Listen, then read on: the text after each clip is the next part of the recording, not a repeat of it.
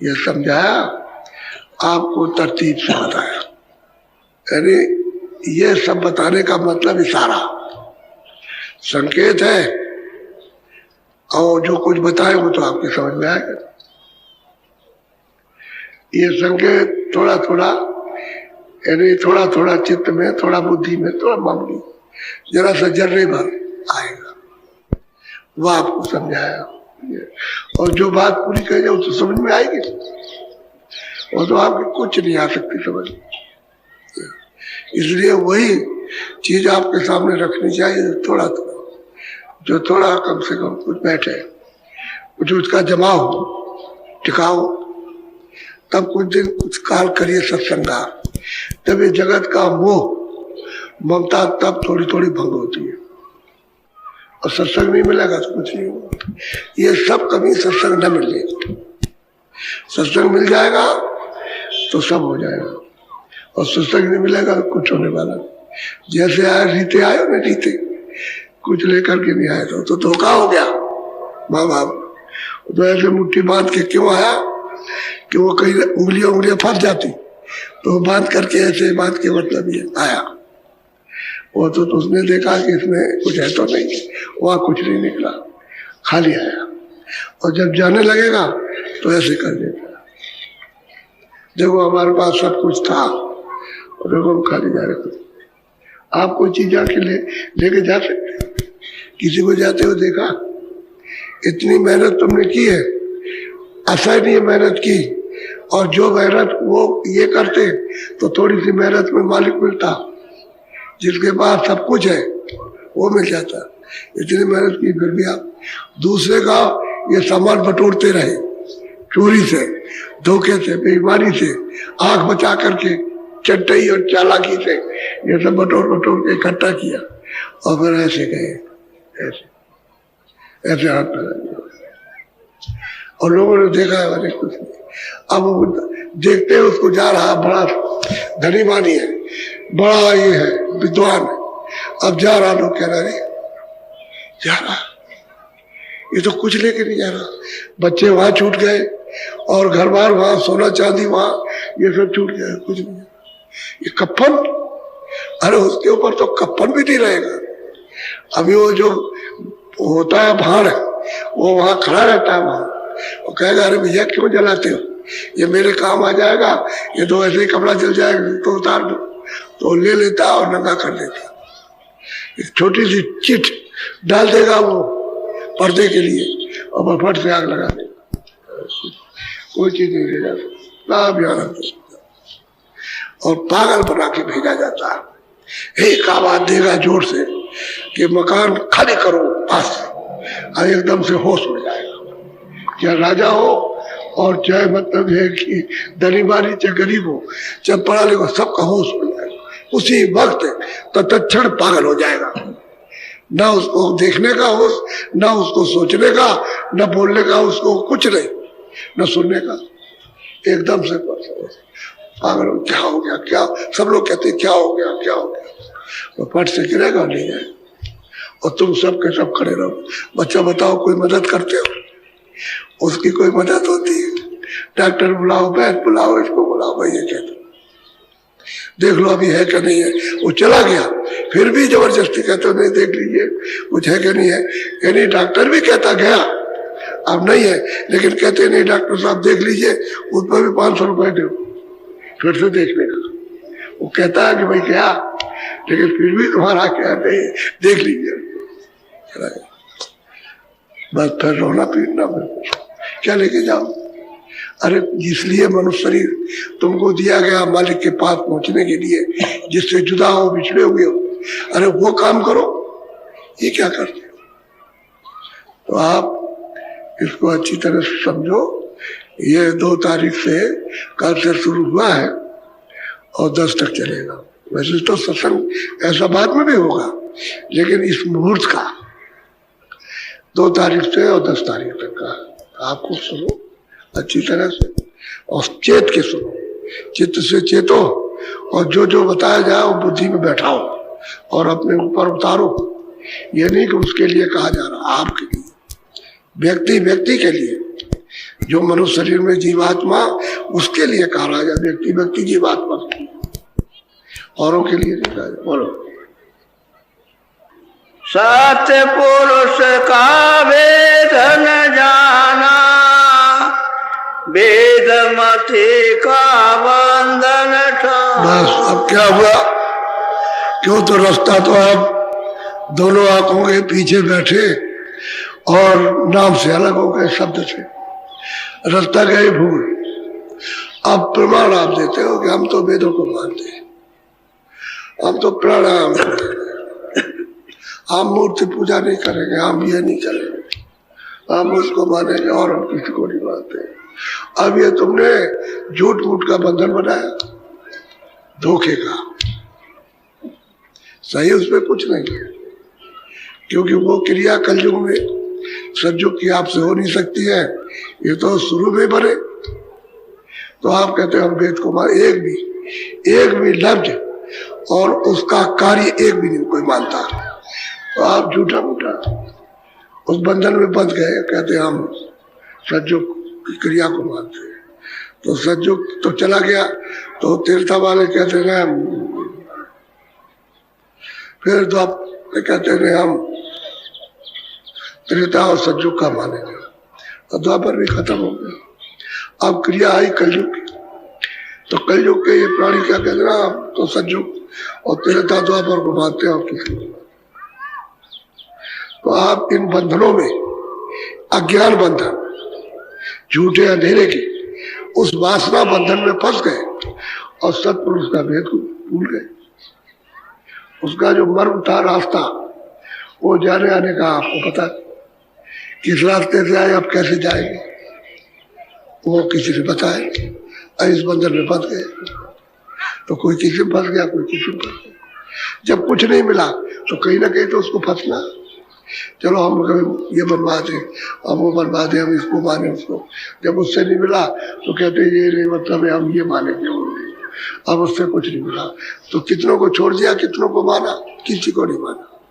झूठा, ये तुम्हारा झूठा लगा धोखे का, इसमें फंस गया। अब जब महात्मा कलयुग में आए और आपको बताया तो हम नहीं सुनेंगे, हम तो वेद को मानते हैं, शास्त्र को मानते हैं, हम इसको मानते, उनकी बात नहीं सुनेंगे, वो नास्तिक है, नास्तिक। तो जो परमात्मा को पाता, जिसने ईश्वर को भी देखा, जिसने ब्रह्म को भी देखा, जिसने पार ब्रह्म को भी देखा और जिसने उस सत्पुरुष को भी प्राप्त किया, और सतलोक, उसको कहते हो नास्तिक है। ये हिंदू सब जितने भी है सब संतों को नास्तिक कहते हैं। और मुसलमान जो पूरे फकीर पहुंचे हुए वहां सतलोक में, उनको फकीर उन्हीं को कहते हैं। जो सतलोक में पहुंचा उनको कहते हैं ये काफिर है, उनको मुसलमान काफिर कहते हैं, आप उनको नास्तिक कहते हैं। अब जिन्होंने देखा नहीं उनको कहते हैं आस्तिक। भाई यही तो झगड़ा है। तो आप सच्चे को नहीं मानते तो झूठी चीज में फंसे।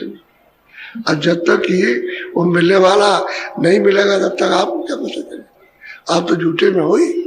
बोलो, अब वो सतयुग त्रेता द्वापर की एक भी क्रिया कर्म, उसका कोई पूजा पाठ आपको लाभ नहीं करता, कलयुग का करेगा। क्योंकि आप कलयुग में रहते हो तो आप कलयुग का काम करो। तो कलयुग में कहते हैं गोस्वामी महाराज कहते हैं कि कलयुग जोग न जग न जाना, न कोई जोग है, न कोई जग है, न कोई पूजा, न कोई पाठ, न कोई तीरथ है, न कोई व्रत है, किसी का व्रत नहीं।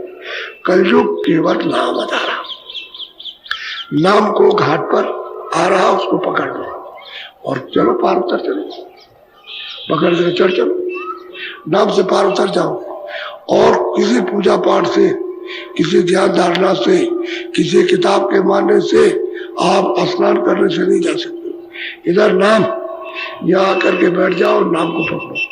नाम कहते आवाज, सब बाजा, वेदवाणी, ब्रह्मवाणी, आसमानी आवाज, कलमा, आयते जो खुदा के मुख से निकल रही है, जो परमात्मा बोल रहा उसको देवानी कहते, आकाशवाणी ब्रह्म, उसको पकड़ो तब तुम चढ़ चलोगे जिस रास्ते से आए वहां।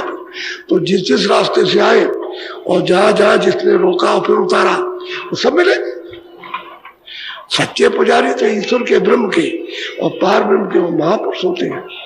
ये कहा जाने पूजा करना, ये क्या मानेंगे? वो तो देखा हुआ, वो तो देखते हैं। तुम्हारे रामायण में लिखते हैं कि मैंने आंख बंद की, वही तुलसीदास जी महाराज जो राजापुर में यहाँ बांधे जिले जमुना जी किनारे पैदा हुए थे, वो कहते हैं मैंने अपनी आंख बंद की और आंख हमारी तीसरी खुली तो मैंने देखा हुआ कि गुरु के चरण कमल है। मैंने जब उनको देखा और आगे चले तो कहते हैं कि तमाम घनघोर आवाजें आने लगी और जब मैंने उस आवाज को पकड़ा तो ऊपर चढ़ गए बहुत लोग। मैंने राम को देखा, उन्होंने हमको देखा, मुझे देख करके कहते प्रसन्न हुए, हंस पड़े, हंस पड़े, हंस दिए उस स्थान पर बैठे कि ये कैसे आ गया, ये आया कैसे, ये हंस पड़े, बहुत प्रसन्न हुए। तो उन्होंने मुंह खोल दिया, वो इस पार से उस पार चले गए। उधर उधर का मतलब पेट नहीं है वहां कि ऐसा मनुष्य उसमें पेट है, उधर में नहीं, इस पेट में नहीं गए कि पेट चले उधर। उधर कहते हैं मध्य में खड़े हुए, उधर बाहर जाके मैदान में, मैदान कहते तो वहां से सब रचना देखते, ये मृतलोक की रचना, स्वर्गलोक की, वैकुंठ लोक की, वो सब महाराज को देखते, वहां खड़े होकर के सब देखते। और फिर क्या कहते हैं, जब ऊपर देखा तो बहु ब्रह्मांड दिखाया, बड़े बड़े ब्रह्मांड ऊपर में यहीं से खड़े होकर देख रहा हूं। तो उन्होंने जो देखा और तुलसीदास जी को काशी के लोग, उन्होंने सबने कहा ये सब नास्तिक है। काशी में कोई आदमी नहीं था, सब नास्तिक। और जिन लोगों ने उनका सत्संग सुन लिया वो सच्चे आस्तिक हो गए। बाकी सब संतों का विरोध किया। किसी संत का इतिहास अभी तक नहीं मिलता कि आपने उनको सबको नास्तिक कहा और तुम्ही में से उन्होंने कृपा की और जगा लिया। अब वो कहते हैं प्रेमी क्यों, पक्के आस्तिक, तुम नास्तिक हो, तुम्हारा मेल उनसे कैसे हो सकता है? अरे जगत और भक्ति से कैसे होगा एक? जगत तो हमेशा दुश्मन रहेगा, होगा, उससे मेल नहीं बैठ सकता। और जगत भक्ति नहीं हो सकता। वो मालिक के पास जाते हैं, तुम यहाँ 84 नरकों में जा रहे हैं, बड़ा अंतर। बोलो। संत मताई न से रहे दूरी, यह क्यों जाने वह पद मूल। कहते हैं जो मूल पद है संत मत, यानी मत कहते हैं रास्ते, यानी संत मत कहते हैं कि भेद को, कि जिस रास्ते से उतारे गए उसी रास्ते से जाते हैं, वो है संत मत रास्ता। कोई मत जमात नहीं है 100, 200, 1000 लाख आदमियों की। कहते हैं जो मूल पद है जहां से सब लोग आए, तो ये जब इसमें फंस गए आकर के, वो क्या जानते, वो क्या समझे उसको, वो नहीं जानते। तो इसमें फंस गया अंधेरे में, अब अंधेरे में टटोल रहे तो क्या मिलेगा?